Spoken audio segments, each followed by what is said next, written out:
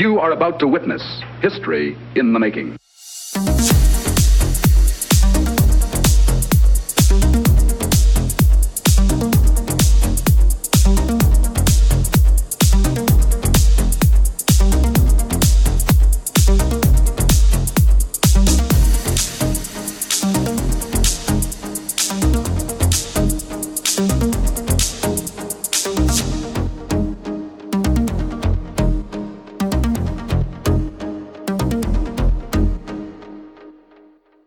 Hello guys, and welcome to another Pop Culture Gamers podcast. I'm your host for this evening, Steve, and as usual, Haydn. How you doing? I'm doing fine, thank you, Steve. So, is it worth it actually? I thought this, as we didn't really mention before, shall we actually say what the intro for the show is each week, as we say it, maybe? To give a bit of an idea what we could be talking about? Yeah, go on then. So, the truth is out there. Big spoiler, but I'm sure you can always get that one. It's a very easy one to see why we're saying that. Well, I think also anybody who was actually engaged in the vote for the big debate will know where that's come from as well.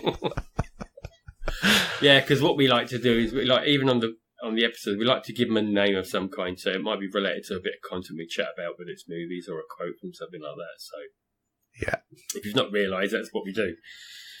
So, I think your week's pretty quiet. So, should I might as well start with mine, because mine maybe, I don't know, isn't as much, probably about as bad as yours, I think. Yeah, go on then. You go first. So, it's been a quiet week. The hot weather's continued. Actually, it's tried to rain today, believe it or not. It was chucking it down yesterday for me. Oh, was it really? Oh, God. Yeah, and thunder and lightning and everything. Yeah, I thought we had that last night, but it was a police siren going past at night. I saw his lights flashing in the curtains. But anyway. At one point, I thought you could have been the end of days, to be quite honest, with the amount of lightning that was going on and the thunder directly overhead. And it's literally, because the ground was so baked, it was just like turning into a river on your lawn. Do you know what I mean? Yeah. So, on the gaming side, really, I think my gaming mojo's gone at the moment.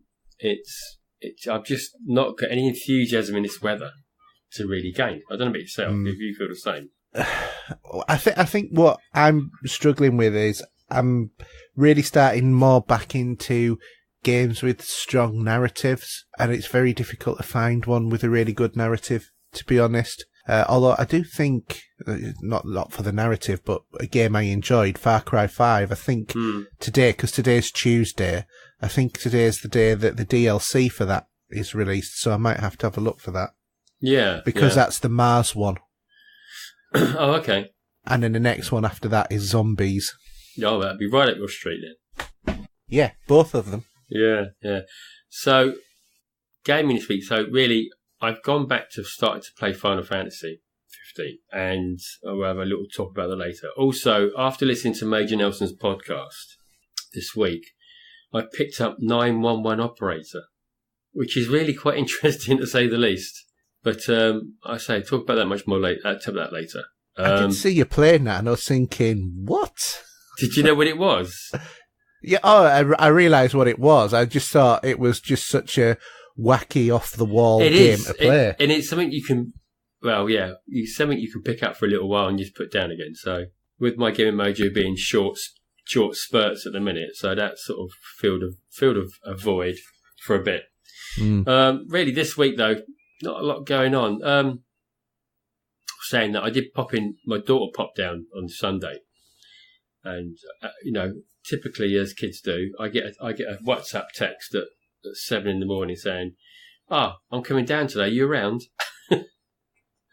So that was nice to just pop out and say hello to her, as I haven't seen her for a bit. You need to tell her when our recording schedule is. These kids don't know. They don't get it, I tell you. But no, they don't. It's sort of like, I'm going to dock your pay that you don't get. Yeah, dock your pay. Yeah, and she's already texted the missus to say that, can we crash Friday night because we're going down there Saturday? So I said, well, okay, whatever.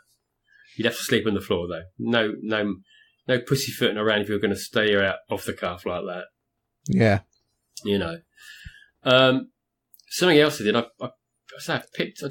don't mention it on here. I picked up on Amazon a tripod for my phone, and It's about a 3 or 4 foot tripod. Mm-hmm. The reason I was doing this is because I've been mucking around with my old YouTube channel. Sits there and gathers dust most of the time.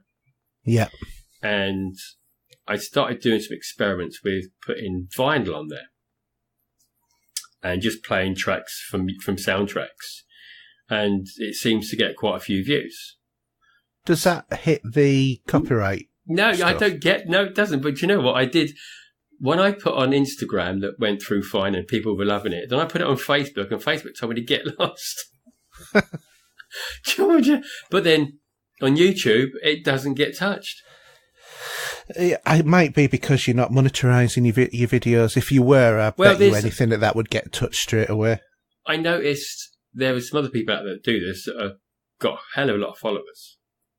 Mm. And, well over 1K. So I don't know how it all works from that point of view. I understand if you use a bit of music in a video when you're doing something else, that's where it gets flagged up. If you do a video for gaming and then put a soundtrack over the top of it, it can be pulled, can't it? Well, yeah, or if you play, if you're like doing a live stream with a game and you haven't switched the music off on the game, then it can get picked up, but it won't get pulled. It's basically a 3 strikes and you're out sort of thing. Yeah. So what you have is, because I've had loads of copyright strikes on my channel because of done video games, playing them. Yeah. But on those ones, when I could monetize, because I don't hit the criteria for monetizing anymore. I could, I don't think you would though, would you really nowadays? Yeah, well, I think that you would. It's like the criteria is 1,000 followers and 10,000 hours or 4,000 hours of watch time. Well, to be honest, if you're doing content and you're engaging your audience a lot, that's soon going to rack up. If you did a 15-minute video. Yeah. And then 4 people watch it, that's an hour. So if 400 people watch it, that's 400 hours. You don't need to do that many of them to get to 10,000, 4,000 hours, do you? No, I suppose when you think of it like that. Yeah, and that's the way that it works. But in terms of the way the copyright thing goes, is when I was monetizing some of my videos, because it was by default on monetizing, and then I'd go in and switch them off. Sometimes before I'd switched them off, it came up with a thing of saying, oh, this has got a copyright strike because you've got this music from this bit to this bit, which is owned by this person, and, we're now directing the money directly to them. I'll give you an example. So, I don't know if you saw my La La Land Records, the Star Trek the Motion Picture soundtrack. Yeah. And how gorgeous that looks, that vinyl. It really looks lovely. Yeah. So I did an 8.5 minute video, and that's had 14 views from 3 days ago. So I suppose 14 times 8, I suppose it does rack it up where, all right, the Jurassic Park one I did was only the main title theme. It said 71 views in a week. So I suppose when you times that by 3, because it's 3.5 minutes. Yeah. Do you know what I mean? So I suppose you can see your point. I think as well, what a lot of people don't realise is that for most people doing YouTube, you get 71, 100, 200 hits. That's quite good because, you're competing against the big boys who have the big brand names, who have millions of followers, like the PewDiePie, the Boogie2988 and all of those sort of people out there. You're competing with that space as well. Yeah. And even, people who are bigger than us, like, for example, True Achievements. Yeah. They have their own YouTube channel and they do quite a lot of good stuff on there. But when you actually look how many downloads that they have, most of my videos that I've got on my YouTube have actually got more than they have, even though they've got 11,000 subscribers. Yeah. Because you can have as many subscribers as you like, but the bottom line is downloads. Exactly. It's people that view it, isn't it? More than the subscribers do.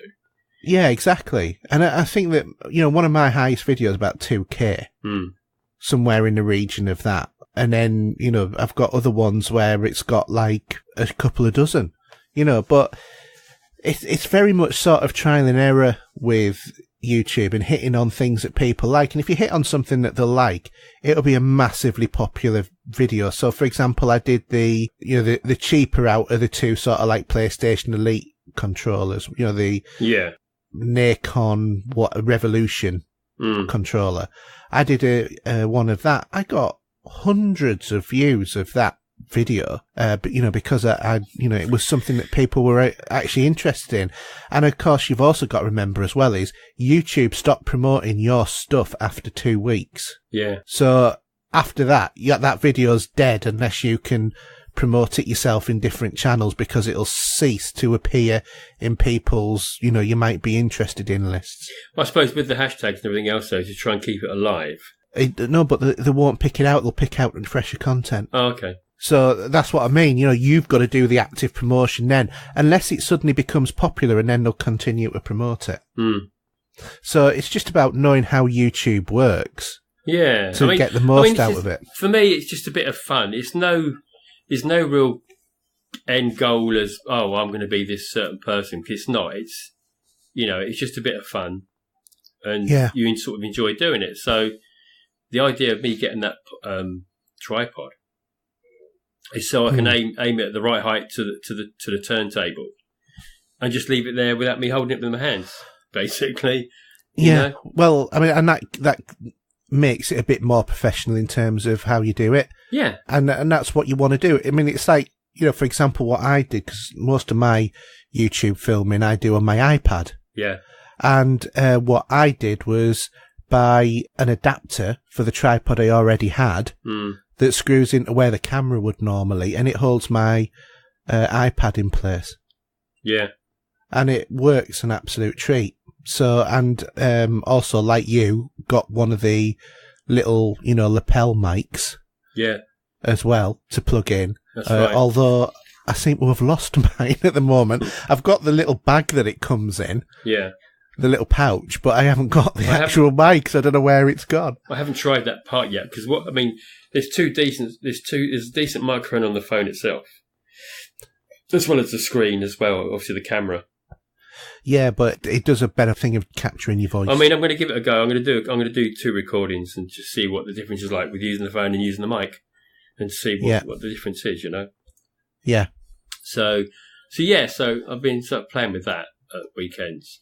I've been looking out for some cleaning fluid for vinyl, and it's bizarre how many different ways people try to concoct a fluid that you think is going to do the trick. Especially with getting rid of obviously layers of dust, and maybe also some of that static that you get, which is that crackling you can hear. Yeah. So I picked something up the other day. It came Sunday, and I did a couple of tests on a couple of vinyl which I bought from a record store, secondhand stuff, and it seems to tidy it up a bit better. So I'm gonna go through my collection a bit. Maybe I might even if I can find a real bad one and do a video of it, and then try it once it's clean to see the difference. Yeah, just to have a go at that. But the most bizarre way I've ever seen on YouTube of actually cleaning vinyl is with wood glue. What? Surely that must destroy it. No, I've Googled this, and I've looked at a lot of videos. So what they do is, some people have got like a second turntable to do this because they don't want to get it messy on their main turntable. So what you do is you start the turntable up, and you start from the inside round the edge of the label. And so you fire this, you squeeze the tube and pull your hand away so you've got like a big circle going backwards and forwards all the way around, keep going. Mm-hmm. And when you get to the end, you then get like a credit card idea or a bit of card, and you actually put it all the way around until it's all layered correctly, and it's completely layered with the glue. And this is why it's still going round, presumably. You probably could try that, but I think I would probably do it by hand, maybe. But you could try that as well. Some people have done that. So once that layer of glue has gone completely around the whole of that vinyl, you let it dry, and you wait a day for it. Now, do you remember when you buy a bit of tech or something where you have to peel something off? Yes. And you get that it just may sound really silly, but you get a bit of fun out of it. Even on a brand new product, you might get a phone and you peel that sticky label that would just come off with static. Yeah. Well, you do the same with the vinyl. You peel that layer of wood glue, which is now set, and you pull it off, and it just comes off in your hand in one piece. And it takes all the muck out. Yeah. Amazing idea. It is. I don't know. Whoever thought of that first time round? I mean, someone tried it with UPVC glue, but that didn't ruined the record. No. It didn't work as well. Right. When you've used proper wood glue, that seemed to do the trick. I mean, you could buy big wood glue like that for probably about £5 or something, a big tube of it like that. Yeah. I mean, obviously with my spray that I bought comes with the spray, the one to use to touch on the needle, and also it comes with a couple of nice cloths as well, which you use, and a little stand to let it dry, because it sort of dissipates in about a minute or two, so it doesn't take long. Mm. So yeah, that's pretty cool. So having fun there, and my day got better this morning, and as obviously you already know about this. Yeah. But I'm just going to give someone a shout out, because if it wasn't for him, I wouldn't know this. And Mark Green had left me a tweet early this morning. Well, actually, when was it? On my phone, it's telling me it's about 10 hours ago. And he just told me that John Carpenter's coming to the UK to do 4 or 5 dates across the UK, performing his soundtracks. And, mate, he's been over here before. I think he's been here twice. And I've always missed it. But I would really like to see John Carpenter in action, because obviously he's a great... People that may not know, he's a great director in these horror movies. But he does the soundtracks and writes the scores as well. Yeah. And performs now. And performs them. I mean, he's in his late 60s, I think, now. So he's getting on a bit. But obviously he's in the middle of help producing the latest Halloween movie that's coming out in October, which has been directed by Rob Zombie, which is going to be probably, it's more like it's going to be a sequel to the original, even though I class Halloween 1 and 2 as one movie, because it's The Night Continues originally with what he did. But I'm going to be pressing that button on refresh on the day the tickets come available, to see if I can get tickets. That would make my week that well if I can do that. But yeah, that's about it for me. So what about yourself? How's your week gone? Nothing really super exciting. What I want to do first off is just by way of an apology to everyone, I inadvertently, because I thought at first it might have been my accent, but I rechecked the podcast. When I was talking about The Hitchhiker's Guide to the Galaxy last week, I said that Trillian was played by Susan Sarandon. I meant Susan Sheridan. Yeah, Susan Sarandon was in Rocky Horror Picture Show. And she did that chick flick with the 2 girls. Yeah, Thelma and Louise, That's and she's done various other things as well. And she's married to the guy who's out of The Shawshank Redemption. Yeah. So you just remind me. I say this to you now quickly. I'm going to ask you this question because I've been racking my brains, going back over what we were talking about with Hitchhiker's Guide to the Galaxy. Yeah. I think I'm missing some parts to my CD collection. Right. Because you've got the primary, secondary, and all those different versions that are all a part of the whole story. There's 5 of them. I'm missing some, I think.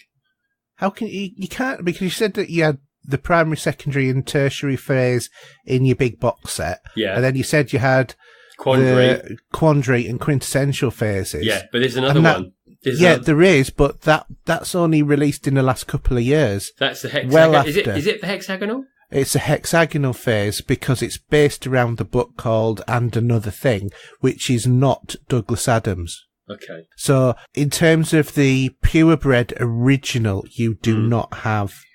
You wouldn't. I know that you didn't have that. So, but it's all right. I've listened to it. I've got it on Audible. Yeah. So you can download it from there. And do you know what I've just gone and done that bit after we chatted about it? Yeah. I've pre-ordered the vinyl they're bringing out. It's going to be a book with 3 vinyl set of the primary and secondary. Nice. In red vinyl. Very nice. So that's is that from America or England?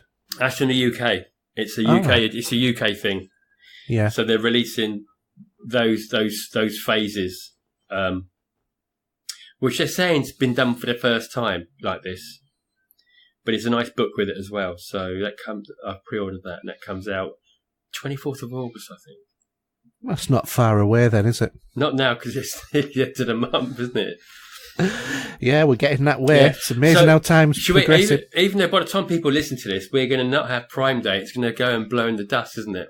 It is. Well, the Prime Day that's not exciting in any way, shape or form and stuff's actually gone up in price from a lot of the stuff that I've looked at. Yeah, it's pretty poor. To say the least, though, that Blade Runner 2049 was $13.99, I think it was. Yeah, but it was only about £15 last week. I think it was 19, wasn't it? No, it was cheaper than that. That film has come down in price. Yeah. It's because of the number of people who have died waiting for it to end. I'm not even going to listen to that. Anyway, carrying on. So a bit later, it's so easy to wind you up by it. You always got to carry on. I've got a code to give away later. I don't know when I'm going to give it away. It might be at the end, might be in the middle. So yeah. And only if you want to pick this code up, pick it up because you want the film, okay? Because otherwise, it's not fair on the others. But if you don't like Blade Runner 2049. Then don't pick it up. But I'm going to put a code out later for that film or digitally. And please let us know that you've picked it up. Yes, as well. It would be nice. Yeah, just so that we know. Because if it hasn't been picked up, it allows me to wind Steve up even more about it. Yeah, and also just saying that is, you're still waiting for the price to come down, but I've just what come today was the Chris Nolan box set of Batman in 4K. Which it looks gorgeous. It does. I'm going to have a little play tonight when I get Mrs. goes to bed. I'm going to have a look and see how this looks. But fantastic. These are fantastic movies. Yeah, definitely. Well, I want to get them on 4K, but I'm just not prepared to pay £40 for them at the moment. I'm tempted. I want Justice. I know it's a bad movie, but I want. It is a bad movie. It's a terrible movie. I love it though. I'm actually saying that I'm going to wait at the moment because it's going to be coming out on Sky shortly, so I can watch it on there. But I just need that in my life. I don't know why, but have you actually seen it? I have. I've seen it a little while ago, right? But I want to watch it again, give it a second viewing, to check out my thoughts on it. Yeah, but It's a difficult movie because of a lot of things and how it's had a bit of a rough ride from start to finish, to be honest. That's because it's a rough movie as well. But the thing is, we all like bad movies. Isn't it weird how that works? But there's bad movies that are good, like Flash Gordon from the 70s, with Sam Jones. Yeah. That's a bad movie that's good. Whereas there's a bad movie that's bad, like Pret-a-Porter, which is the worst movie I've ever seen in my entire life. I've never heard of it, so it's supposed to be a comedy. It's very much a chick flick kind of film, and the running joke in the whole thing is that this little dog basically poos all over everything and people walk in it. And even the fact that at the end of the film there is a load of models wandering around completely naked. All I wanted to do was just gouge my eyes out and kill myself because it was so awful. It's a terrible movie, worst movie I've ever seen in my life. Okay. So, and that's my review of that one. Anyway, moving on. So, in terms of my week then, I'm a bit concerned because I still don't know when I'm going to be moving jobs because my boss has said I have to be replaced before I can go on. So he's fighting tooth and nail over that then, is he? Yeah, because, it's a secondment, it's not me leaving sort of thing. Okay. I can leave, but then I'll go on to a temporary contract from being permanent staff, and that makes no sense. So that's no news on that front. Also, I'm very chuffed this week because I told you a couple of weeks ago, my school where I'm chair of governors, we had an Ofsted inspection, and we got good right across the board. So I'm really, really pleased about that. Oh, that's cool. Yeah, that is very, very cool. Also, my son's at that age where it's transitional days because he's going to big school next year or September. So he's been going through all of that as well, which is, it's like really weird because I remember my transitional day at school, and I always remember walking along the playground following the teacher with the rest of the class, and I was looking at this bench and I was thinking, shall I walk round it or jump over it? And I thought, I'll jump over it. And then the teacher turned around and says, well, go on then, jump over it. I always remember that. It's like one of those weird things that your memories that stick in your head.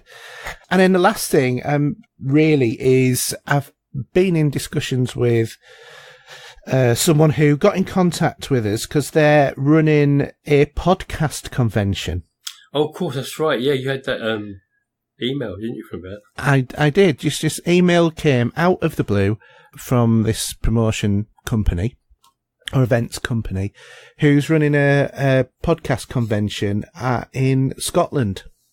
And we're asking, would I be interested in doing a workshop or a panel, like Graham Norton sort of style, at this thing because, we're podcasters sort of thing. I know that it's too far for you to get up to Scotland. Just a little bit too far. Cause you could have flown. Well, if it was the same time as if John Carpenter was at Glasgow, to do the twice together. That would have been cool because then we could have both done that. Yeah. But anyway, I thought it'll do the podcast good because, they've, will be mentioned in the publicity material for it and all of this, that and the other. So it gets our name out there. Yeah, all publicity is good publicity, I think. Even how I do my tweets and everything else, that it puts us out there somehow in some shape or form. So. And I think the other thing as well, what is really appealing to me about it as well, is the idea behind this is for members of the public to come along, meet podcasters and, talk about how do you do it? What do you do?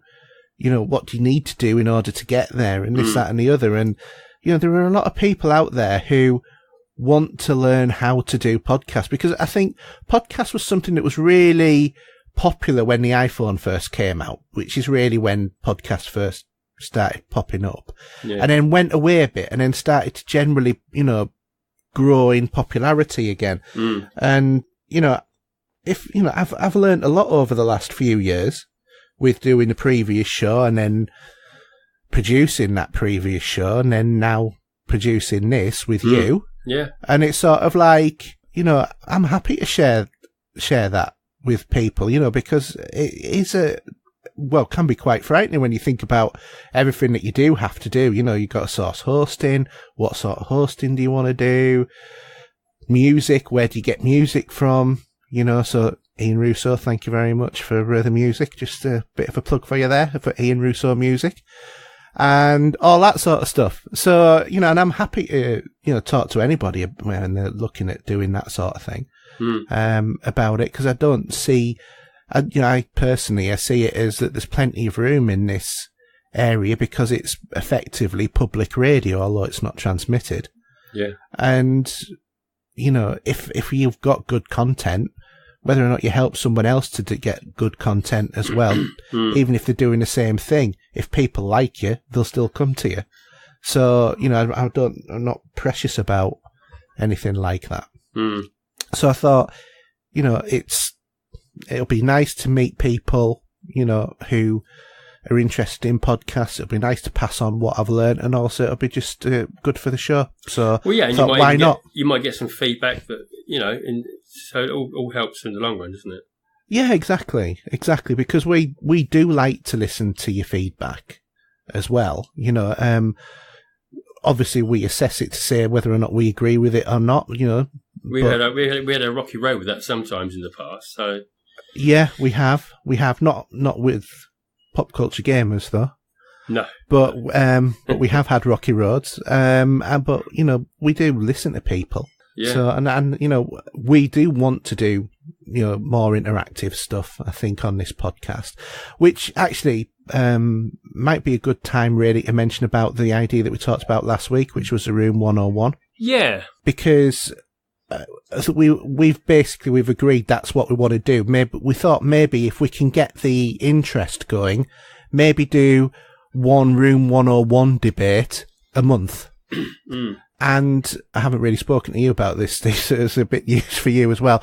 But what I was thinking was, as well as people being able to submit their ideas through the normal channels like the Facebook group or we could Twitter, do something like that. You could do that with Discord or something like that. Well, no, what I was thinking was people could just send us a recording of, this is what I want to put in Room 101 and why. Yeah, and then we can debate it. And what we thought we'd do was do 4 of those a week. In a show, rather. Well, yeah, because just the way the format on the TV show works is they have 3 people there. They'll have like 3 or 4 each, and there'll be a winner that will win the points out of that. So, I mean, even if we went down that sort of similar sort of idea, even maybe, I don't know.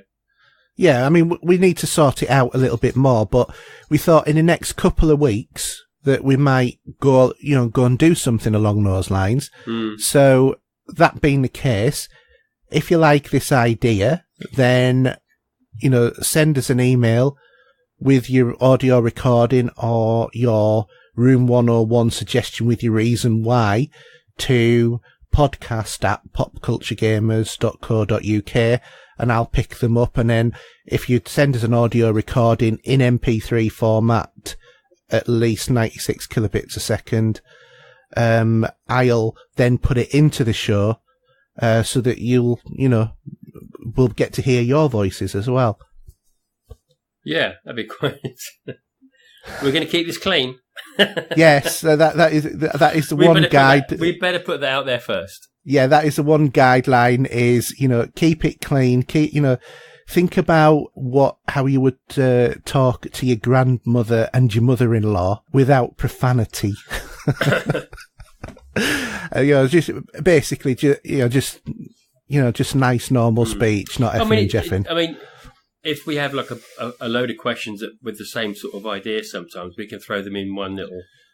Yeah, exactly. Because what we could do, if 2 people turn around and say, "Well, I want to put, I don't know, Star Wars into Room 101." And then another person says the same thing, we can say put both people's arguments together to strengthen that debate. Or it could just be there could be 4 people with movies who want to throw in 101, and we can say yeah or nay to those or whatever. Yeah, but we don't have to limit it to movies either, do we? It can be life, as in anything you want. If you don't like pepperami sticks, for example, you know what I mean. It can be literally the world's your oyster on that. I have to admit, pepperami has the best slogan of any food. Pepperami, it's a bit of an animal. And I love the chili flavour ones. They're wicked. Yeah, they are, definitely. But they won't make friends with the bad breath afterwards for the flavour. Do you know what? I'm not bothered about bad breath. That's someone else's problem. Yeah. It's the same with, you might want to put garlic in there, for example, in Room 101, but whatever, it doesn't matter what, it could be anything. Yeah, anything at all. Just keep it clean. That's the only guideline. If you don't keep it clean, we won't be playing it. It's as simple as that. So you put a lot of effort in for nothing. But as long as it's clean and, you know, we can have a good debate about it. Yeah, I think they can use their phone, can't they, to do this as well? Do they come in MP3 format? Yeah, you can use your phone to record it, so you don't need, you know, lots of equipment, or you can do it on your iPad or your tablet. As a matter of fact, what you could do is just do a video. Obviously, if you've got Dropbox or whatever, you'll have to send us a link to it through there, and then I can download it and then just extract the audio from there. So, you know, however it is that you want to do it, but, you know, I'll just need something that's of sufficient audio quality to make sure that we can get on Spotify. Yeah. Because their minimum standard's 96 kilobits a second. So that's it, really. But that's the idea. So, you know, you got a couple of weeks, really, to think about what it is that you would like to go in Room 101 and let us know. Yeah. Be cool, wouldn't it? That's right. Anything else you want to spring on me while you're at it? Yeah, sorry, we didn't really get the time to discuss it, but we have been sort of like on and off discussing it for a week or two, haven't we? Yeah, that's true. No, that's it. So, shall we move on? So let's do the news. No longer a dream, but a reality.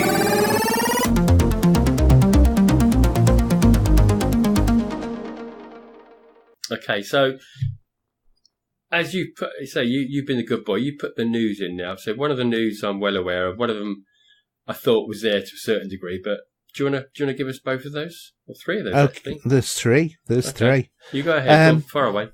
Okay, so first off, Xbox is going to get Dolby Vision. So this is going to be on support for the Xbox One S and the X for streaming apps. The addition will mean that Microsoft joins the Apple TV 4K and Google's Chromecast Ultra as the only streaming services that support both Dolby Vision and Dolby Atmos.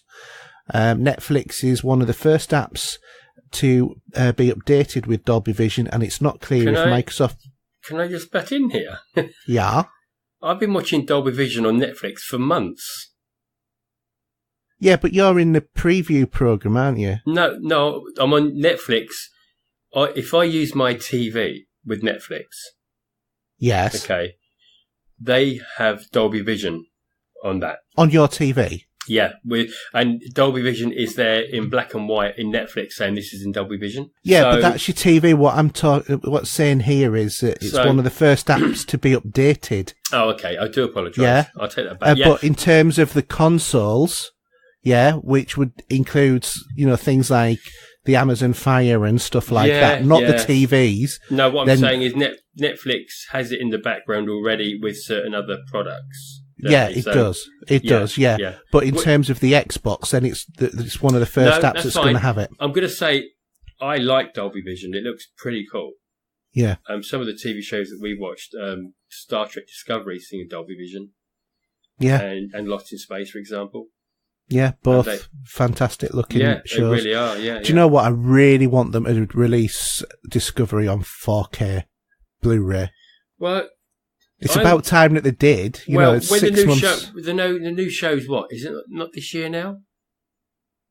I don't know. They're going to start to record them, haven't they? They've started filming them, yeah, but it did take them a long time to film the last ones. Yeah. But there was a lot of effects in there. But just going back to this, Microsoft, it's not clear if Microsoft's planning to do this to the Blu-rays on the Xbox.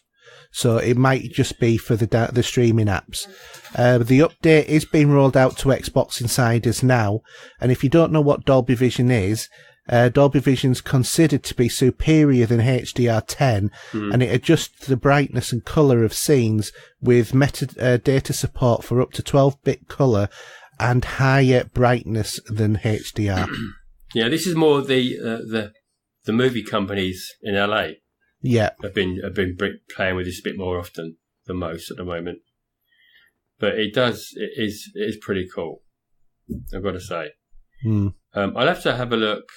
I'll have to have a look on mine because I'm on the alpha now on the Xbox.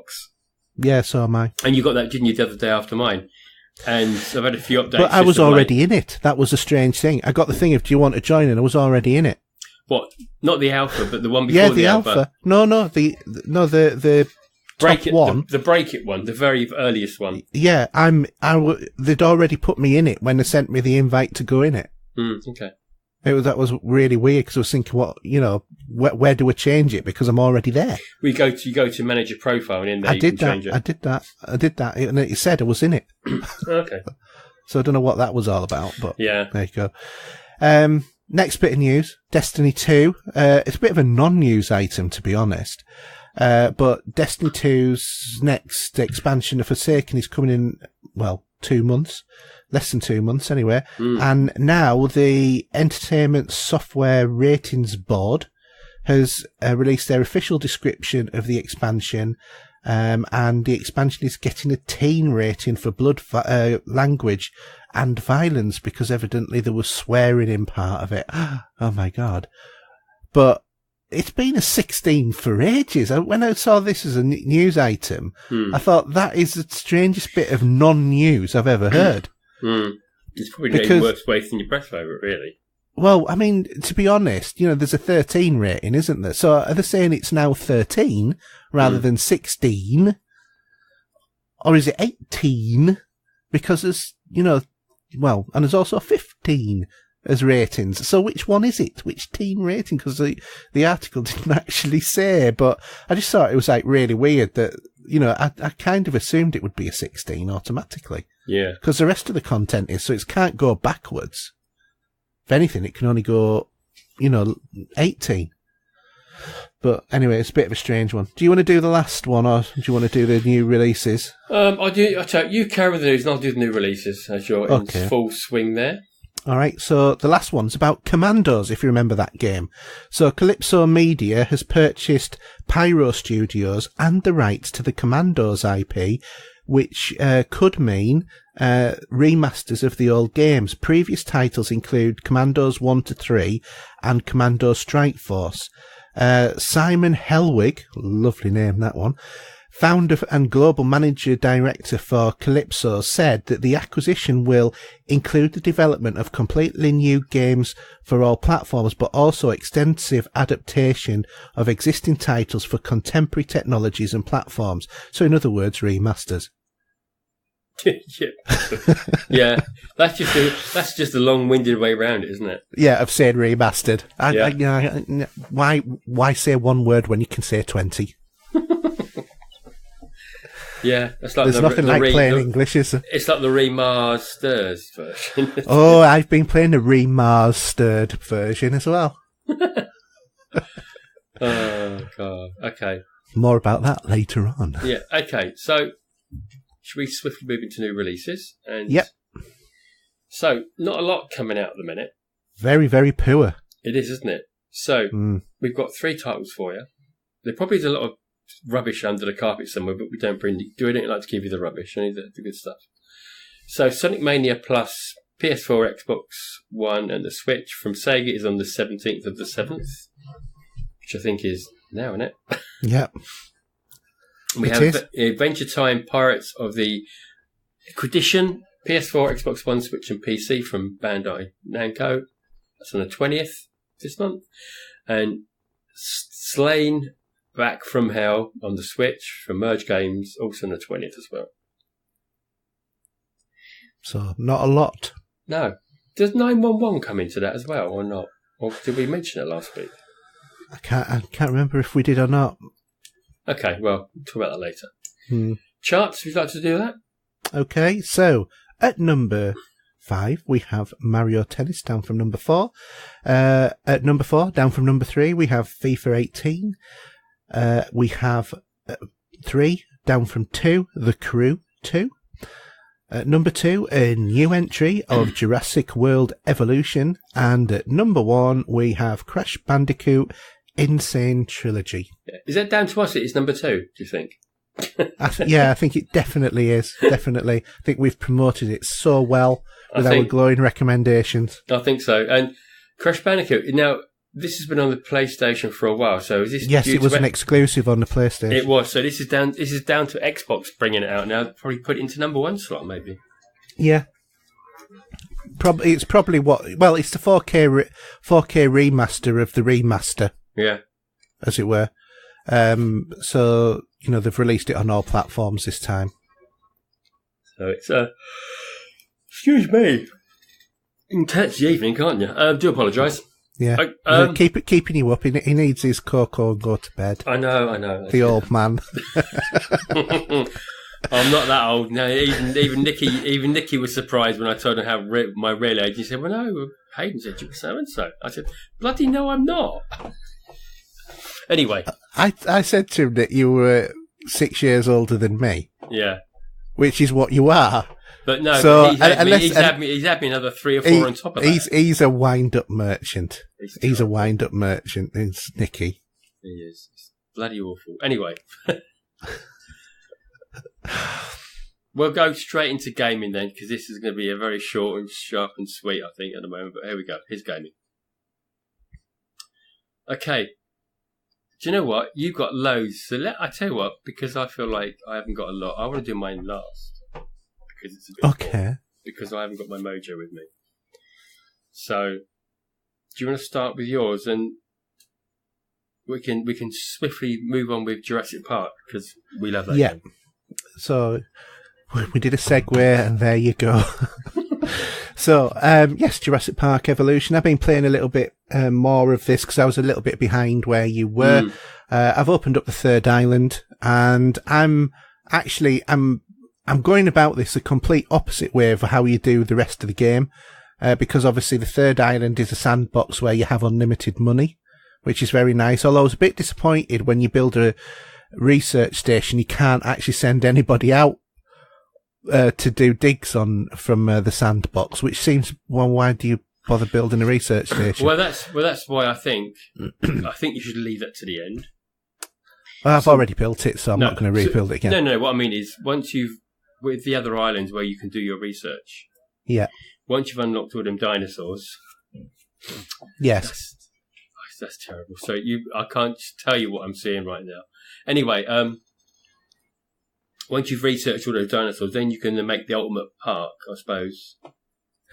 Well, I'm kind of like trying to slowly build it now, so I'm putting in the bits in place. So I've put a hotel near the thing. I've put my monorail right the way around the park, and I've actually done it right round the outside of the park. I've put the power station at the furthest end from the park as well, and I've put a pavement going right round the edge, and the power lines and that, because I'm trying to make it more aesthetically pleasing as well. So I'm running power lines behind the buildings where the public won't see them, sort of thing. I'm thinking of it all in this sort of way. But what I'm doing is I'm doing a long walk that does, with the larger,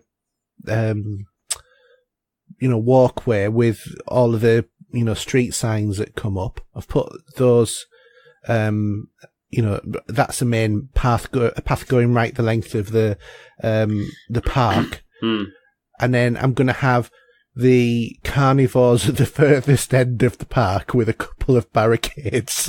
Yeah, I think you want 2 or 3 barricades to keep them separate.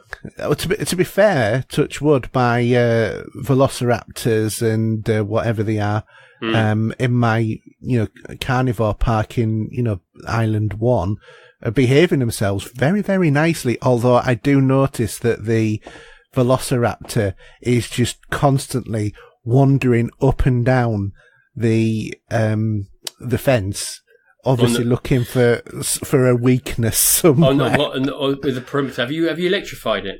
Yes. No, you still don't care. No, he's not touching it, but he's just wandering up and down next to it, pacing it. Yeah, he's sussing it out. And a matter of fact, the biggest pain in the backside is my herbivores. And that one that's sort of like, a dinosaur tank. I can't remember what it's called, but it's like quite flat sort of dinosaur, and it's like heavily armored on its back. You mean like the Stegosaurus? No, because it doesn't have horns and stuff like that. It's it looks more like a fat alligator, to be honest. But anyway, that one. Every 5 minutes I was fixing the gate for that, knocking it out and then putting it back, because I'd even put the thick metal gates on there. And it must have been attracted by the people. So what I did was build up a mound so it couldn't see it, put trees behind the mound, and then put 3 layers of fencing behind it. And it was still knocking it down. I was like, for God's sake. It was really getting on my nerves, to be quite honest, was that one. Yeah. And then a couple of the herbivore sort of like looking velociraptors. Do you know those ones I mean? The ones that you do the very first dinosaurs that you do. They're like, bipedal ones. They kept escaping. They kept breaking the fence and then going out, and you could see crowds going in different directions. And it was sort of like, it's fine, it's a herbivore, it's not going to do anything to you. The most it's going to do is probably, eat your banana or something like that. It's probably going to give you a kiss or something, isn't it? Yeah. probably going to go, oh, no, you're not a cabbage, so therefore I won't eat you. So it's such a good fun game. And I've obviously been doing the second island as well, where, that's constant bad weather and all of that sort of stuff. It's like the UK on a good day, isn't it? It is, yeah, it is. Yeah. Constantly having to repair it because of the storms and that. But it's quite a clever idea. And, definitely. But it's such a good fun game, to be honest. Yeah, do you know what? It's funny. All the other podcasts I listen to, whether they're gaming and that, hardly any of them mention this game. No. Which is a shame, really, because I think it deserves a bit more love. I think it's one of those things of nowadays, if it's, not high octane, flashing lights and stuff like that, a lot of people just ignore it. Which is a bit of a shame, because there's more to gaming than just, shooting somebody in the face sort of thing. And this is a perfect example of what some of that is. And it's such a great, good fun game. So yeah, I've been playing that. Like I said, I've not been playing masses of it, but just really just enjoying it, taking it slow time. When I've got a spare 20 minutes, I'll have a go, build a bit more of the part, do a little bit more research, etc., etc. So that's that one. The next one is Red Faction Guerrilla Re-Mars-Tered. Yeah. Such a great title is that for this game, actually. So corny. It's unbelievable. It is, but I appreciate the corn. It's this game is a bit of old school gaming, to be quite honest. I mean, how long ago was this game out? It was a 360 game, wasn't it? God, it was early on. It was early on in the phase as well. It wasn't one of the first. So it wasn't one of the more later Xbox games. Xbox 360. It was certainly a much older one, and anyway, I've been playing that. So it is basically, it's Red Faction Guerrilla with a makeover. It looks a lot better than a lot of the remasters. Yeah, I have to admit. I think they've made a bit more effort. I mean, it's still not modern game sort of standard in terms of looking, but it follows a story very, very well, exactly the same as well. But it plays very old school. You know how when you're aiming a gun, you pull the left trigger? Yeah. L2, and it goes into aiming mode. You do that, you'll throw a grenade. Or you'll hit something, or something like that. Because they've actually, it's R3 to do a zoom in close up look to do a shoot. It's like back in the day of playing Call of Duty old school, and you end up thinking you know what you're doing, and you end up throwing grenades more than you do anything else. And you just get it's just completely the scheme of the control is completely wrong now as it was those days. Yeah, and to be honest, it's quite surprising because Red Faction Guerrilla was actually a 2009 game, so it's 9 years old. But I'm sure that, definitely Halo 3 was the one that brought in the aiming with the left, wasn't it? Or was it Halo 2? It was one of those ones that sort of like established the norm for a lot of the controller sort of setups. And the same with the Call of Duty ones. The early Call of Duty games, they tend, not the first ones, but the later on, where it's more like the way that we used to play. So this was quite a unique setup in a lot of ways, I think. What I've found is that this game is a little bit jumpy in places. Yeah. I don't know whether or not that was when I first started playing it, because it was still installing, because it was one of those ones where it was like ready to play, but it was still installing. So that might have been it if it was doing a lot of hard drive access while downloading at the same time. But if you like the original Red Faction, then this is certainly worth checking out. Or if you never played it before and you like third person sort of action adventure sort of games, with an RPG, not an RPG element in it, then that's what this has got. Because you can upgrade your skills, you can get new weapons and things like that. There's loads of vehicles to be able to drive in it as well. So, lots of variety, but, you've got set objectives to do, and then, optional objectives in there as well. And basically what you have to do is recapture Mars and kick off the Earth defense, force from the planet's surface by recapturing areas of Mars. But it looks absolutely gorgeous, for a remaster. Like I said, though, it's not to modern day standards, but from where it was, it looks good. Definitely quite happy with it, and it's not too badly priced either. I think it's only about 22 quid, something like that. Yeah. Oh, that's good. So, yeah, definitely worth a look. Going down to the free end of the scale, the new game that's been released recently, Defiance 2050. This rings a bell.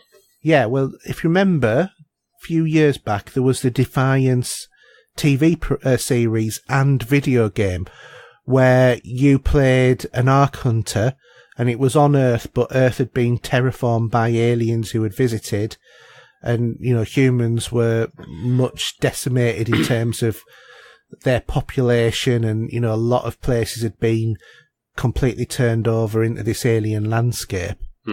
And there'd be these crashing ships, which would be arcs, which you would loot for getting extra money and whatever. And it was a bit of an experiment of a game, because what they were proposing was things that happened in the game, which was an online community. It was it was an earlier online, massively multiplayer online game. What happened in the video game side of it would influence what happened on the TV series, which didn't really transpire that much because the TV series was awful. Pretty much like the game, to be honest. I mean, it was worth a shot, and they did try something different, but they did. It didn't work. I say that TV series was awful. It was barely passable. It was one of those programs that if you missed an episode and you missed it, you wouldn't be really bothered. So anyway, Defiance 2050 is the new free-to-play, massively multiplayer online game. And I put it on. I played it on the PS4, actually, on the Pro. What I would say is I found it very difficult to even start the game at first. When it did get going, the graphics were functional, but you do recognise the characters from the TV series. So the I can't remember what the name of the characters were, but the sheriff guy and his adopted daughter, who's an alien with ginger hair. She both of them, you recognise them right from the off, from their, digital characters. And to be honest, I didn't play this game for long because I just couldn't play this game for long. Not because I was prohibited by any reason other than the server lag and the jumping made the game completely unplayable. I mean, absolutely completely unplayable.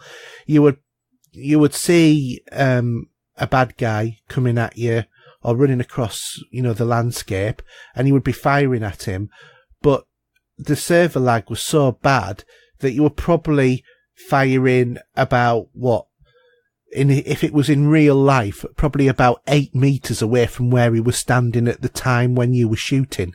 It was sort of like, as if the servers are somehow based on an asteroid orbiting the Earth way outside of the orbit of the Earth, of the moon, and they were bouncing a signal up and down in order to be able for you to be able to play it, because it was just so incredibly slow and just lagged and lagged and lagged.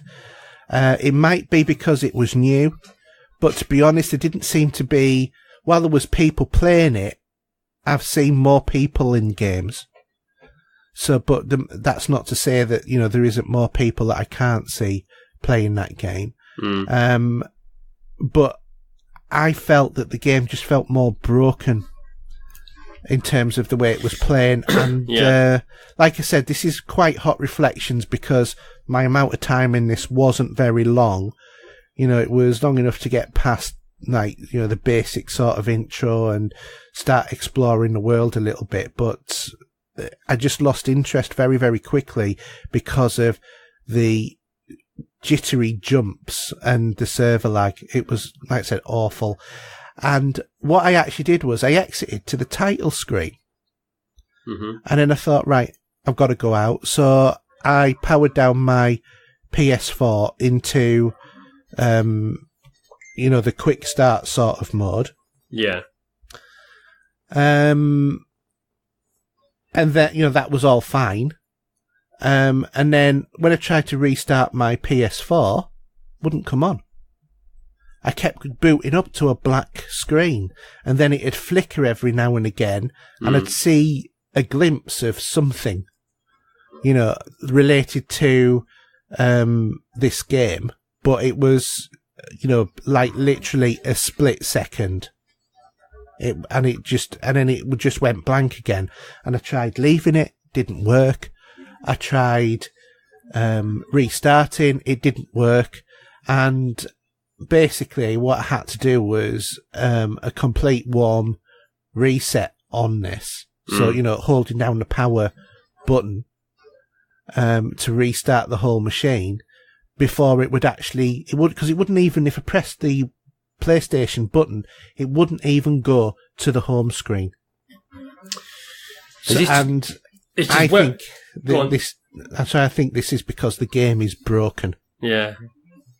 That's not good when you're promoting a game, is it? No, definitely not. I'm just really not. I don't think I'm going to go back to it, to be honest. But I'm going to just delete it. Yeah.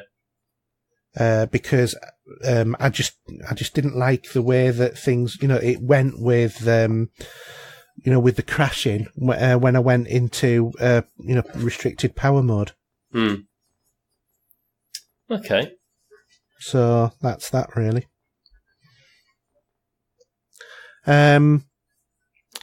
Last game? No, I've got two more games. Next game is Metal Gear Survive.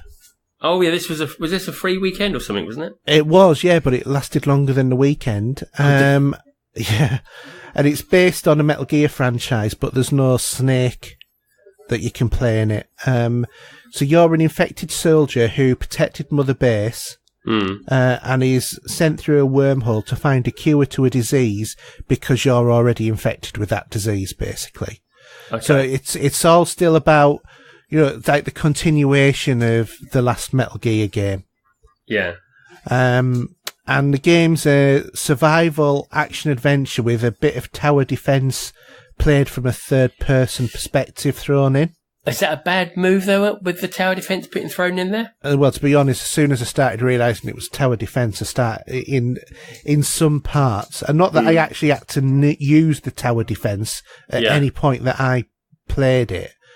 But that made me lose a bit of interest when I thought, at some point, am I going to start having my base invaded and, I'm going to be on tower defense sort of style game? Because that is not a genre I have an interest in. Yeah, I get very bored with them quite quickly. So started playing it though because it was playing quite a lot like, was it Phantom Pain, wasn't it? The last Metal Gear Solid game. Plays very, very similar to that, although I do feel like the character runs a lot slower than Snake did. Much of the world is involved, or much of the game rather, is involved in exploring a world which is covered in this dust, or the dust, which is a toxic cloud that obstructs your vision, disables the in-game map, and requires you to monitor your oxygen levels while you're moving about, but you can't enter the dust until you've built breathing apparatus as well, which is a bit weird. It sounds like they're giving you you got a lot of effort to put into this game to get through it.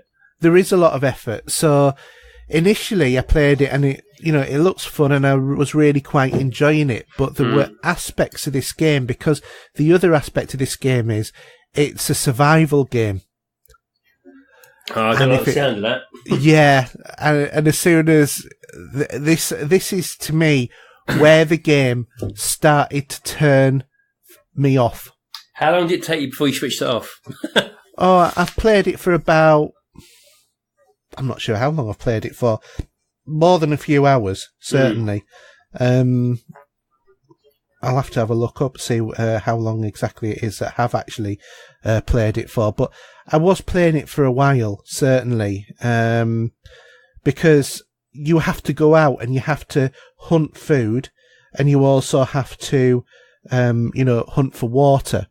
Now, one of the things is you can find a source of water that's really near your mother base, which is fine, but it's dirty water. So later in the game, you actually find out how to purify the water. But when you first start, it's dirty water and you have to drink. So you have to drink dirty water. And as a result of that, you then start throwing up. And then you have to treat yourself with medication. Oh, no. Why do games want to go this far? I think I'd lose interest. To be honest, if it hadn't had this survival aspect in the game, I would have been a lot happier with the game. But when I have to start thinking about I'm getting hungry and I'm getting, thirsty, because if you're hungry and thirsty, it has a debilitating effect on your character.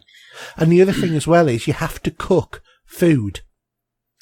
This sounds like hard work. Yeah, sorry. So you go and hunt some sheep that are near where you are. Yeah. You skin them and whatever, extract all of the meat from them. Go back to your mother base. There is a fire, and then you can do various different recipes in inverted commas, some of which you learn as you're going along. But what I had to do was grill all of my food because I couldn't figure out how or where to set up a frying pan or something to boil the meat or whatever over the fire. So I couldn't make a stew which would have given me more energy, which would have lasted longer, etc., etc. So in the end with it, I kind of gave up a little bit. I'm glad I played it. I enjoyed what I played of it.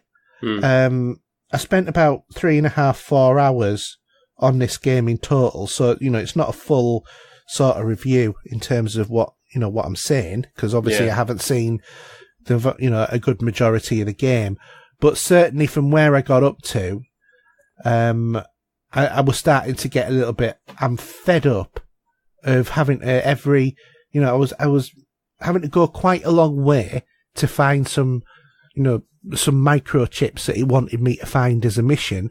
But before that, I had to go and get some food, go and kill something, take it back, get some food, cook it, eat it, and then go for the mission, and then come back and then go and get some more food, because by the time I'd finished, my energy was running down again.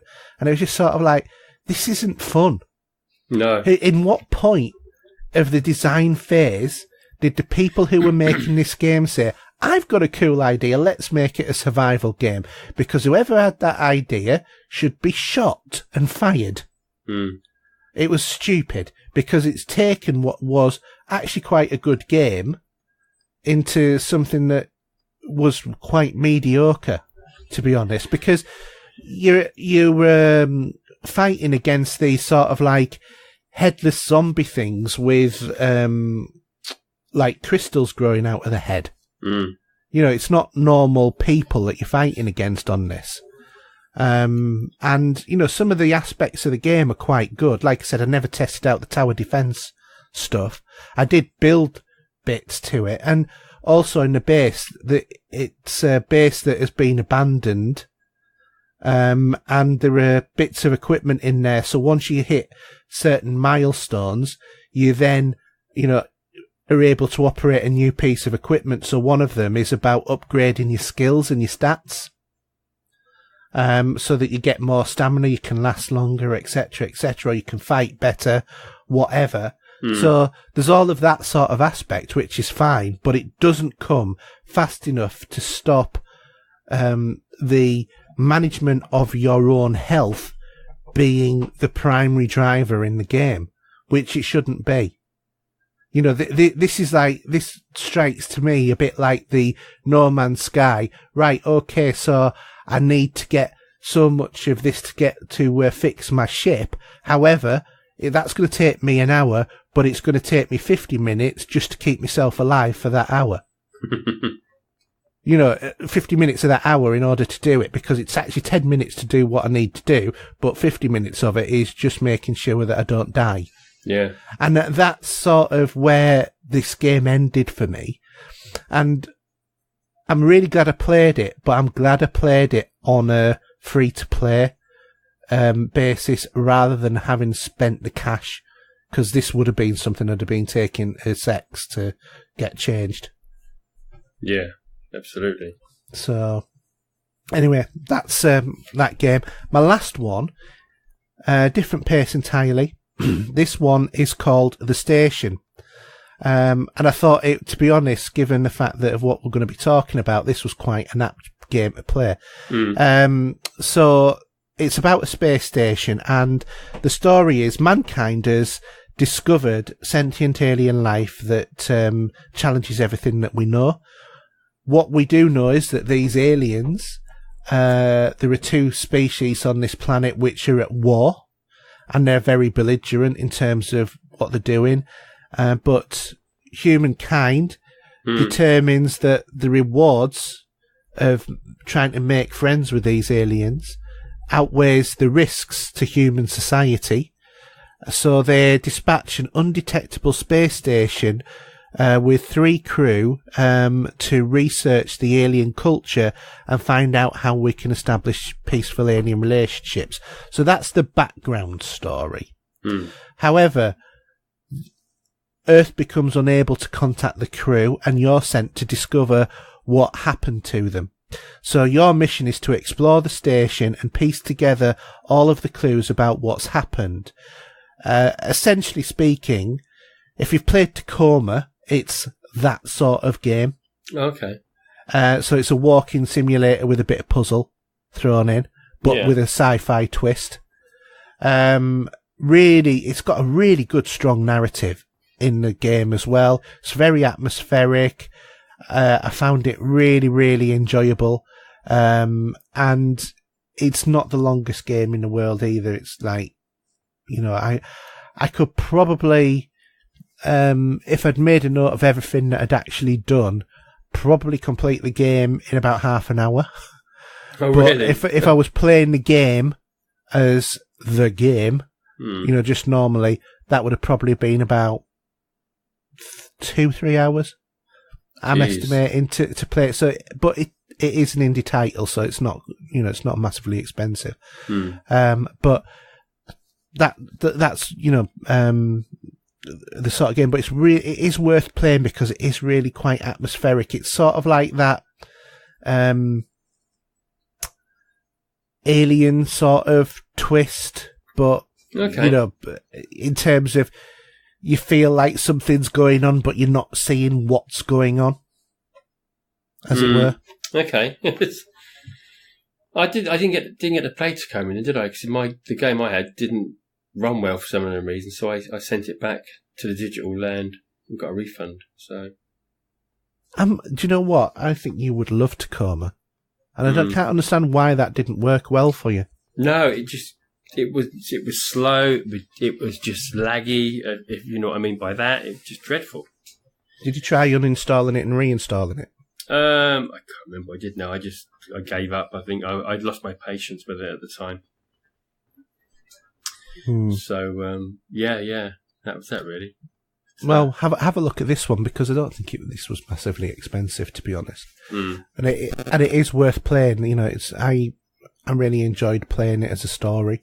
Yeah. And one of the things is there's orbs to collect in it as well. I do like orbs. Yeah, I know you do. But the orbs give a little bit more of the story. Mm-hmm. So it's worth having a look. Yeah, definitely. Interesting. I'll have a little look later on when I get back on the box, see what it's like. Yeah. Was it pretty expensive, that one, or not? Was that pretty cheap? No, pretty cheap. Yeah. Pretty cheap, yeah. I don't remember the exact amount, but it wasn't a costly one. Okay. So, shall I bring my penny's worth in? It's more likely to be 10p's worth, really, at the moment. So, as some people are well aware that my Final Fantasy had a moment, I don't know if it was a year ago, it seems like it now, but the game's sound wouldn't work, and it's taken this long to see the game properly work again, for whatever reason. Now, whether it's down to being on a beta version of the Xbox or what, I don't know. So, I thought, well, you know what, I might actually start this up again. I've got a load of games to play, and I just fancy playing something different. So, originally I had 36 hours in this game first time round. So, I didn't have my save was deleted. So, I'm starting from scratch. So, maybe that was a tutorial. I'm going to call the 36 hours I played of that game was a tutorial. So, I've just started up again.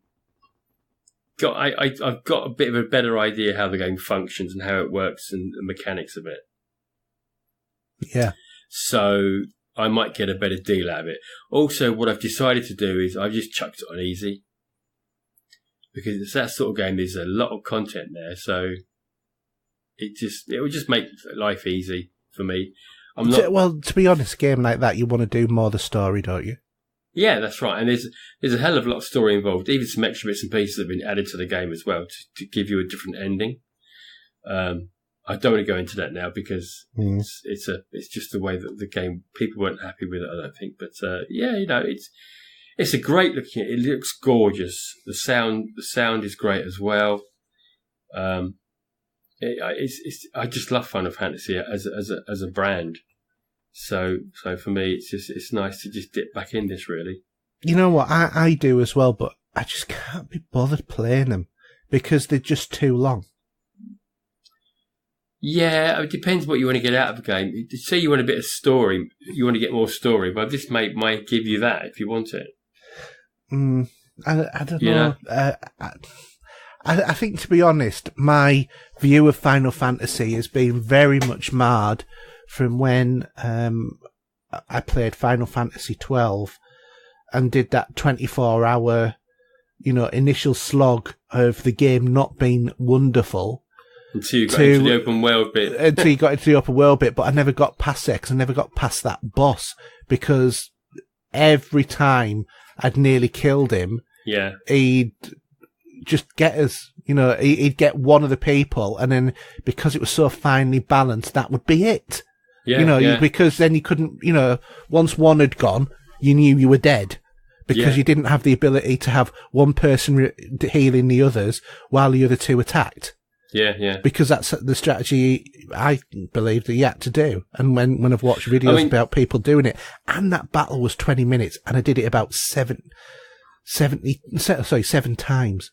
Yeah. And I just got so sick of it. I loved Final Fantasy 13. Which is yet to go back compat, to be honest. If it ever did do, I think I'd pick it up again. Yeah. Because there was two. There was like the first part, and then there was one with Lightning, which was a separate story. But they were great games as well. But yeah, it's all right. It's what it is. And if you like Final Fantasy, I think it's a great game to play. Yeah. So this other game, I've only played it for an hour, so I can't give you a full brief on it as yet because I've only played an hour. But I just like the idea of this, and the reason I like the idea of this is about where you play. So obviously, 911 operator, you're an operator in a call station looking after the police, ambulance, firefighters, and everything else that's happening in the area you're covering. And what makes this different from any other game that I've ever seen is it picks up via Google Maps and gives you the download for your own area where you live. That's really clever. And it's funny because when it first booted the game up, it said, "Oh, you're near Southampton. Would you like to use Southampton?" And I said, "No." Then it said, "Do a search." So I went Christchurch, UK. It come up, download it. And then, do you know what? I booted the game up. You see the map of Christchurch. I can see where I live on the map because it's a blue background with lighter blue for the street roads and the rivers and everything else. But if it's your own area, you know what it looks like. And you're playing this game and you're a 911 operator for your own town. And that is just so bizarre because once you've done the tutorial part of the game, I'll be brief here because I haven't really thoroughly gone through it yet. But when you start the game and you start getting calls coming in from members of the public, yeah, they give you their street name and then they will pop up on the map where they are. So I'll get the road round the corner from my house saying 110 Southbourne Drive or whatever. And it's a road I drive down. You know, it's just so. And what's even funny about this is that all the calls you get in the game are real calls. Yeah. And what they do is they blur out the address that the call comes from. But on the right hand side of the page, it will pop up with that screen of the call, and it would tell you a road, and it'd be a road in your town. And it even actually highlights the hospital, the police station, and the fire station in my town. And the fire station is just 400 yards to my right, maybe a bit more. But it's there. And the police station, the police station is in my town, the police station is there as well. So it's a really fun game of simulating an operator taking care of all the services with these calls coming in for emergencies. And the idea of this and the way it works is that you're earning money for the town because of how you cope with your calls. Right. And coping with a call, if you got a call about, let's say, for example, you had something that's pretty similar that most people would have understood. Imagine you got a call there for a cat that's stuck in a tree. And you say, "I can't get my cat out," and you'll say, you've got like 3 or 4 options of what the call is going to say to repeat to the person on the call itself. So you could say, "Oh, where do you live?" Or, "Do you have a ladder yourself?" Or you can hang up the call. Do you know what I mean? Yeah. And then you'll get other calls in where someone's house is on fire. Now, these are real phone calls. So, so where do you live? Okay. Where's this fire? It's in my kitchen. Right, get out. I'll send all emergency services straight to you now. And I hit the A button, hold it down, the circle go around. Then whatever they're doing, they'll drop what they're doing, and all these services will go to that point on the map where you're going to. So from that basic start of the game, it's bloody fun. It really is. And you do a stint, so you're doing your shift, and it'll then tell you how well you did if you got all the calls completed successfully and everything else, and you'll win money. So you earn money from that into say the council. And then before you start your next shift, you can hire extra policemen, extra cars, guns, all sorts of things that would help your services to do their job properly. I had a shootout around the corner from my house. I had to send more police. I thought you lived in a dodgy area, to be honest. Yeah, it's just, honestly, it is for under a tenner. It's worth it, I think, and I think it's a PC game as well. So, is it on Players Anywhere? I think so, yeah, and I've heard it was PC related anyway. So, but it's very basic. The best, apparently, they say on the start of the game, the best way to play this game is to have headphones on, because you get to hear the calls a bit better. A lot like the actual emergency room operators as well. Yeah, exactly. I had one where a kid phoned and went, hello? Where's my mum? And is your dad there? No, my mum. And then this kid's obviously dialed 911 by accident, and the mum gets on the phone and says, I do apologise. It's just random, somebody's called, but it's just good fun. I think I'll give that a bit more of a play in the oncoming week, actually. As a quick half an hour fix, because the time you play for your shift isn't that long. But if you want to speed, you can speed up the shift as well, because you've got a fast forward pause button as well. All right, okay. So if you want to, because you're watching your ambulances heading towards this top end of your town, I sometimes would just hit the fast forward button so they sort of zoom really quickly. But what can happen is you might still get a call coming, so you'll hit X. It will slow back down to normal speed, and then you'll take over another call that's coming in and trying to deal with the scenario, what's going on. You know. I didn't know what to expect. I only listened to Major Nelson talk about it briefly. And, it's worth a shot for that amount of money. You know, I think you get a good laugh out of it. Yeah. Maybe it's well worth actually streaming as well, to be honest. Well, I'm sure people would be interested in seeing that. Yeah, and you could probably do different nights of this and asking people. You could say, give me your town and we'll do your town tonight. Search for it and it'll just bring it up. You can download the map and play from that map. You know. Yeah. So yeah, well worth a go, that one. Anyway, sorry I'm a bit short on gaming, but as I say, my mojo's right out the window at the minute. Well, I'm sure you get your mojo back in early September. Oh, yes. There'll be too many games to play then. Anyway, we'll move swiftly on and say time's catching up with us, so we'll quickly try and do movies, TVs and streaming. In quest of a better life.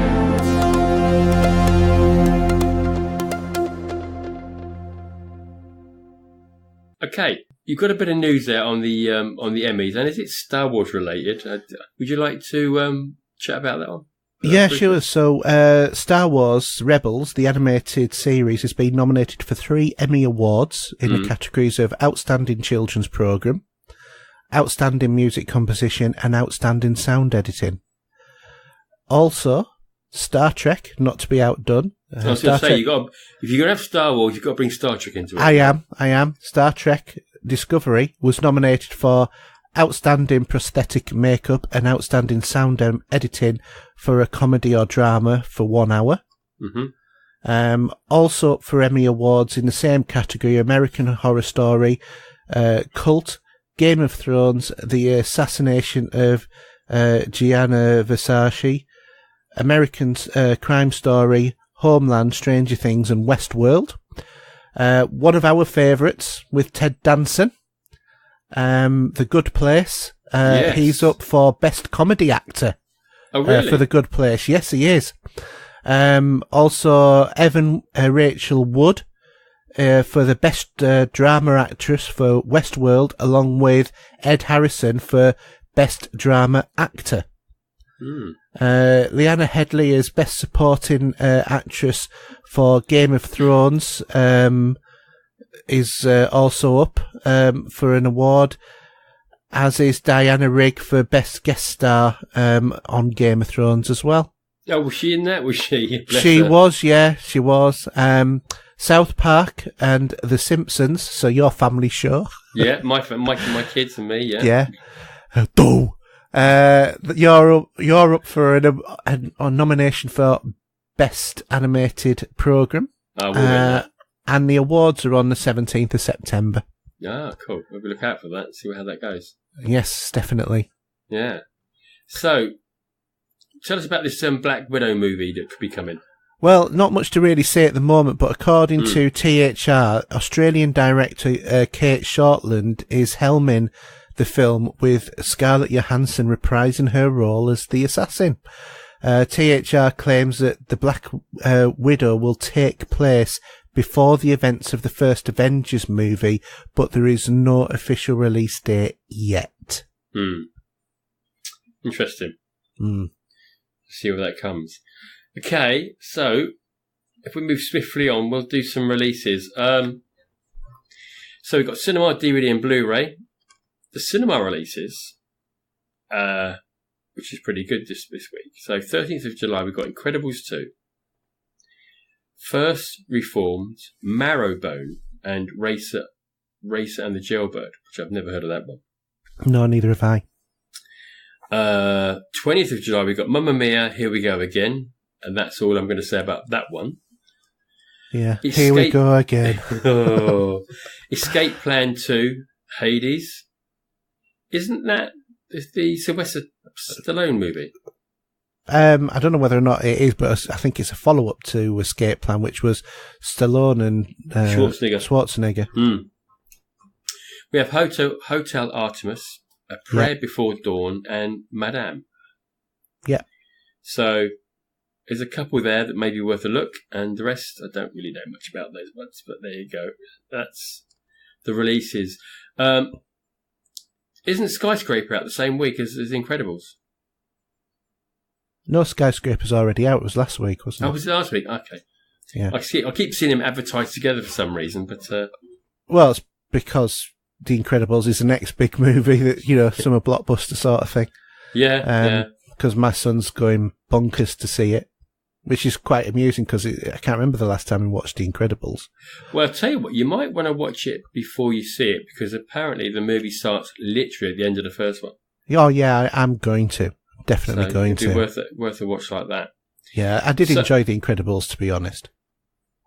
Yeah, I did. I think my love for Pixar died after a little while. I think that they've, like I said last week, I think that they've gone off because what they've done is aged their characters. So, it's like the Toy Story characters with Andy growing up and then them going, all of that sort of... I know that they had to give him a story, but I don't think they needed to give him that story. Andy could have been a kid forever. And likewise on Cars. It was Cars. Why the heck did they age Cars? Yeah, it doesn't make sense. Because Cars don't age. Well, they do, but they don't age like that. Yeah, but, not on a cartoon world. No. It was just stupid. But it's funny how The Simpsons has never aged, really, has it? As a TV show. No. And that's been going for, I don't know how many years now. I've lost track. It's early 90s, wasn't it? Yeah, I think it was. Yeah. But anyway, do you want to do a few Blu-ray DVD releases? Okay, there's only a couple that are really worth mention. There's Patrick Melrose, the complete series on DVD. That's the Benedict Cumberbatch one that was on Sky. Oh, I've still got all that recorded. I haven't watched it yet. Yeah, I haven't watched. I started watching it, but to be honest, one of the things that really just turns me off very, very quickly for most TV programs is when they just start doing a lot of drugs and stuff like that, and he was like a drug addict. Oh, okay. And it's sort of like, I can't be bothered with this. If you know what I mean, it's too. Well, it's just a thing that frightens me and also repulses me at the same time. The big one is Tomb Raider 18. Yes, which is out on 4K Blu-ray, DVD, and normal Blu-ray. Yeah. Yeah, I mean, I'm not sure about that film, to be honest. I've heard some good reports and a few so-so reports. I've seen it. It's one of the better video game to movie releases. It's still not perfect by a long shot. Yeah. But that's as it is. So do you want to do the cinema charts? Okie dokie, yeah. So what we got? So at 5, we have Tag. 4, we have Sicario 2, Salado. Is that Salado? Yeah, it's Salado. Yeah, Salado. At 3, we have Ocean's 8. 2, we have Jurassic World Fallen Kingdom. And at 1, we have The First Purge. which I've never seen any of the Purge movies, to be honest. I'm not. No, neither have I. Not too fussed with those at the moment. And I'm definitely not fussed about Ocean's 8. I've never seen Sicario 1, let alone 2. But you've seen Jurassic World. That's about the only thing we've got there. Yeah. It's that awful time of the year where it's sort of like the tail end of things that were released, just post Easter. Yeah. Waiting for the good movies to come along, I think. Yeah, true. It's the movie world at the best of times can be tough anyway. So yeah. Yeah. Okay, so we've got a little bit. We've watched a little bit of stuff this week. I know it's been hot and sweaty and that. So I caught up with a film that came out a little while ago. I don't think it was last year, wasn't it? It was. It doesn't seem that long ago though. And what I watched was Stephen King's It, 2017 version. And I was pretty surprised, to be honest, because as much as I've seen a lot of trailers about this movie, I've seen the original TV show movie that came out. Mm. And I think it's pretty good. The jump scares are there. They're pretty cool. Although the way this film, without giving anything away, the way the film finishes, there is a chapter 2, which starts shooting in September next year. Yeah. So there's a little while to go for that. But overall, it seemed a kids movie, not a kids movie, a movie about kids in the 80s. It felt like one of those sort of movies, the same way that Stranger Things worked. Do you know what I mean? Mm. And the same way that Goonies worked. And even on that Stranger Things touch, one of the kids in the group of actors that's in this story was in Stranger Things as well. Yeah. So the actor called Finn Wolfhard, he played Mike Wheeler in Stranger Things. Oh, he's the one with the curly hair, isn't he? Yeah. Yeah. So I suppose out of Stranger Things comes better things to do and pick you up on. So yeah. But yeah, thoroughly enjoyed it. Well worth a watch if you've not seen it. It's on Sky at the moment. It does finish in a week's time. Or it might even finish this Friday. So if you've got it there to watch, give it. Either try and see if you can keep it on your planner, or it will disappear at some point. Yeah, I don't subscribe to the Sky Movie, so I won't get it. But it's not your cup of tea, that film, is it, really? No, probably not. I'm not into horror that much. No. The other film I saw, I would have saved that for when we chat about all things out there with the truth and all that, really, because I did actually sit down and watch Star Trek: The Motion Picture. Yeah. And people are going to wonder, what's that got to do with aliens? Well, we know that there's plenty to do with aliens in that, but it comes a bit more to the realistic part of what we've done over the years. Well, certainly linked to history. Absolutely. And I think I'll leave it at that for now. So what about yourself? Well, for myself, I've not really watched that much, to be honest. Watched the latest episode of Marvel's Agents of S.H.I.E.L.D. That's nearly at the end now. There's only one more episode, and I'm really enjoying that as a show, to be honest. It's interesting because this is all based at the exact time that Thanos attacks Earth. Oh, okay. So they did something similar a little while ago, didn't they? Where they had some episodes which was where they were clearing up the mess. Yeah, well, it was the after effects of Civil War, Captain America Civil War. But this is Thanos is, attacking Wakanda, whereas this is still in America, but an alien ship has appeared in the sky.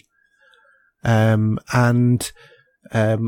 one of the main characters, one of the side characters, who's the brother of the guy who could learn anything on Heroes. Do you know the one I mean? Okay.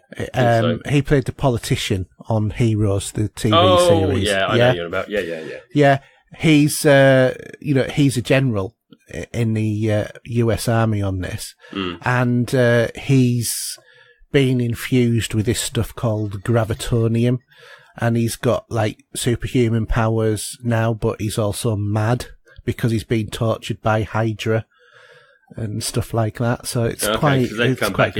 They've come back in the mix, haven't they? Yeah. Yeah, they have. Well, that came into the mix from Civil War because Marvel, Agents of S.H.I.E.L.D. have been fighting against Hydra basically ever since Civil War. You thought you got rid of them and then it's just suddenly reappeared again. But yeah, it's been a good series as this. I've really enjoyed listening to all of it. Watching all of these episodes. Really good, really enjoyable. It's the best of the Marvel TV because DC do good TV and awful films, whereas Marvel do fantastic films and awful TV. Yeah. They need to share tips so that they just do awesome everything. But yeah, I've really enjoyed this show right the way through. Actually, even when it was on its ropiest, I still think it was a lot better than some of the other stuff that was out there. Yeah. The other thing that I've watched as well is Terminator 2: Judgment Day. Oh, so you finally Blu-Ray. So you finally got to see it, and how cool does it look? Oh my God, it looks fantastically awesome. It does, absolutely. Can you believe a film that old looks that good? No, I mean, to be honest, the special effects look a little bit ropey on 4K. Not much, but you look and think, yeah, that is last gen sort of graphics. Do you know what? I don't think, because it's that sort of film, I don't think it really bother you too much. You just enjoy it. No, it doesn't. But you're just suddenly aware of, yeah, that would be rendered at higher resolution nowadays. And it would look at, some of the shaders would be a little bit different to give it a bit more realism. But other than that, it looks absolutely brilliant, the film. And obviously it's the best of the, arguably the best of the Terminators. Absolutely. I love this transfer. It's awesome. It really is. Yeah, I just thought of a great debate that we could have one day. What's that? Who would win in a fight? RoboCop or the Terminator? That'd be a good debate. I think it'd be who would melt first. No. See, we could like have a, build up some scenarios and see how that would actually work. By the way, I got a while ago Ultimate Battle Simulator on the PC. That is such a funny game. It's not a game; it's a simulator. But you set the parameters, and if, one of the characters is Chuck Norris. You could have 2,000 zombies attack Chuck Norris, and then at the end of it, all that you see is Chuck Norris on this pyramid of zombies that he's beaten up. Oh man, stupid or what? It is complete stupidity. But I'll have to show you it. But anyway, back to Terminator. Yeah, I mean it's a fantastically good copy of the film. They've done a lot of loving transfer to get this to 4K. As a matter of fact, it kind of makes me want to have all of the films in 4K now. Yeah, because I mean, I've still got my other copies of the DVD. That's what made me actually go back to play and look at the difference. Yeah, I think that's a great way to justify why this was worth putting into your 4K collection. Very much like going back and looking at the Matrix that I talked about last week as well, because once I'd firmware updated my player, and again, not Xbox, an actual player, oh my God, that film, it looks so crisp. So, I mean, fantastic. Really, you need to own that movie. I think, if anything, this is if you need a 4K movie to show somebody, I think this is one of the ones you would go for. If I wanted to showcase my 4K playability now, there's two movies I would do: Terminator 2: Judgment Day and The Matrix. Yeah, because The Matrix quality of transfer is that good, as is this one. As a matter of fact, it's better than a lot of the 4K modern movies, just simply because a lot of the 4K modern movies, like Guardians of the Galaxy, while looking absolutely stunning, is a 2K upscale. Whereas this is a 4K movie. Yeah, absolutely. Yeah. Indeed. Although, actually, thinking about it, is Terminator 2 an actual, a proper one? I think I'll have to look later, but I've got a funny feeling it is. I think this is a true 4K transfer. Yeah. Actually, it was never in 4K in the first place, but... No, but it was because of the quality of the original source material, wasn't it? Yeah, absolutely. Yeah. But, yeah, very good. Okay. We're going to have a break. We are. So what I'm going to do is I'm going to release this as a show, basically. And then we'll do the other half later in the week. We will. And what we will do is we will save the code for the second half. Yeah. I think we'll do that because we'll put it in there. And we'll also have the listener questions in the second half as well. Yeah.